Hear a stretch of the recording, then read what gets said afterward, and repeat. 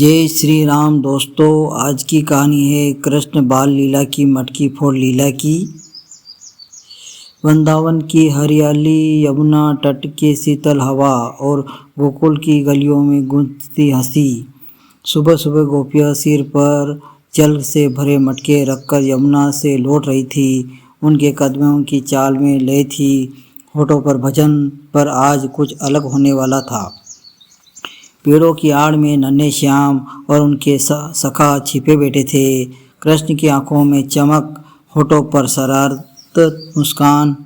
कृष्ण धीरे से स्वर में बोले, सखा देखो, सब मटकियाँ कितनी ऊंची ऊंची है, क्या हम इन्हें ऐसा ही जाने दें? एक सखा बोला, कान्हा फिर से मटकी फोड़ेंगे? कृष्ण हंसे पड़े, अरे आज तो बस खेल है, पानी बरसेगा और सब ठंडी हो जाएगी। सब सखा खिलखिलाकर हंस पड़े। कृष्ण ने छोटी सी कंकरी उठाई और निशाना साधा। टपक, पहली मटकी फूटी, ठंडा जल धारा बनकर गोपी के बरस पड़ा। अरे ये क्या हुआ, किसने मटकी फोड़ी? तभी दूसरी, तीसरी और चारों ओर जल ही बौछार। गोपियाँ समझ गई, ये नटखट कान्हा का काम है। पेड़ के पीछे कृष्ण की हंसी गूंजी, अरे बहनों, गर्मी बहुत है, सोचो ठंडक पहुंचा दूं। गोपियाँ गुस्से में बोली, रोज रोज यही करते हो, हम इतनी दूर से पानी भर कर लाए हैं और तुम मटकी फोड़ देते हो।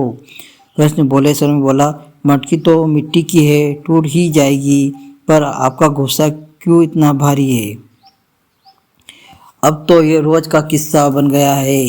गोपियाँ उस सुबह पानी भरती और रास्तों में कहीं न कहीं श्याम सुंदर और उसके सखा घात लगाए बैठे मिलते। सभी कभी कंकरी से मटकी फोड़ते, कभी सखा रास्ता रोक लेते, कभी कृष्ण सामने आकर छुपते। इतना पानी किसी लिए? क्या गोकुल में सूखा पड़ गया है क्या? गोपियाँ कहती है, कान्हा तुम नहीं सुधरोगे, पर इसकी आंखों में भी छुपी है मुस्कान थी, क्योंकि शरारत में भी प्रेम था। एक दिन गोपियाँ सचमुच तंग आ गई। सब ने तय किया, आज नंद भवन चलेंगे, यशोदा से शिकायत करेंगे। हाथ में टूटी मटकियाँ, भीगे वस्त्र और गुस्से से भरे चेहरे वे नंद बाबा के आंगन पहुँची। यशोदा, अब तुम बहुत से हो गया, तुम्हारा लाल रोज हमारे मटके फोड़ देता है, हमारे घर का काम रुक जाता है। माता यशोदा बाहर आई, उन्होंने देखा सबकी मटकियाँ टूटी हुई है। अरे बहनों, ये क्या हुआ? एक गोपी बोली, तुम्हारा कान्हा पेड़ के पीछे छिपकर कंकरी मारता है। दूसरी बोली, कभी सामने आकर रास्ता रोक लेता है। तीसरी बोली, अरे जब डांटते हैं तो हंस देता है। यशोदा ने सख्ती से कहा, आज मैं उसे सजा दूंगी। उधर कान्हा दीवार के पीछे खड़े सब सुन रहा था। धीरे से बलराम से बोला, दाऊ, आज तो मैया सच में नाराज लगती है। बलराम मुस्कुराए, कान्हा अब संभल जाओ। यशोदा ने पुकारा, कान्हा। कृष्ण धीरे धीरे आए, माथे पर तिलक, चेहरे पर मासूमियत। मैया, आपने बुलाया? गोपियों एक स्वर में, यही है दोषी।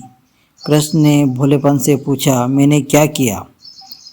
एक गोपी बोली, तुम मटकी फोड़ते हो। कृष्ण मुस्कुराकर कहा, मैया, अगर मैं इतना छोटा हूँ तो इतनी ऊंचाई पर रखी मटकी कैसे फोड़ सकता हूँ?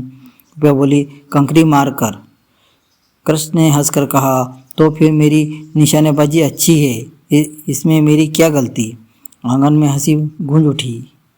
यशोदा ने सख्ती से पूछा, कान्हा सच बताओ। कृष्ण ने गंभीर होकर कहा, मैया, ये जल यमुना का है, मैं तो बस खेल रहा था हूँ, पर इसकी थकान मिटाना चाहता हूँ। जब जब जल बरसता है तो सब ठंडी हो जाती हैं और हंस भी हो जाती है। गोपियाँ चुप हो गई। उनके मन में क्रोध नहीं, प्रेम था। असल में कृष्ण मटकी नहीं फोड़ते थे, अहंकार फोड़ते थे। मिट्टी की मटकी टूटती थी, पर मन को बोझ हल्का हो जाता था। आखिरकार गोपियाँ मुस्कुराने लगी। एक बोली, ठीक है कान्हा, कल फिर देखेंगे तुम्हारी शरारत। कृष्ण हंस पड़े, तो यही मिलूँगा। गोपाल की गलियों में फिर से हंसी गूंज उठी। जल की बूंदें जैसे प्रेम बनकर बरस पड़ी। श्री कृष्ण की यह बाल लीलाएं हमें सिखाती हैं, जीवन में हंसी, प्रेम और सरलता जरूरी है। मिट्टी की मटकी टूट जाए तो कोई बात नहीं, पर दिल और प्रेम कभी नहीं टूटे। अगर आपको यह दिव्य लीला पसंद आई हो तो वीडियो को लाइक करें, शेयर करें और चैनल को सब्सक्राइब जरूर करें। ऐसी भी अद्भुत लीलाओं के लिए जुड़े रहिए। राधे राधे, जय श्री कृष्ण।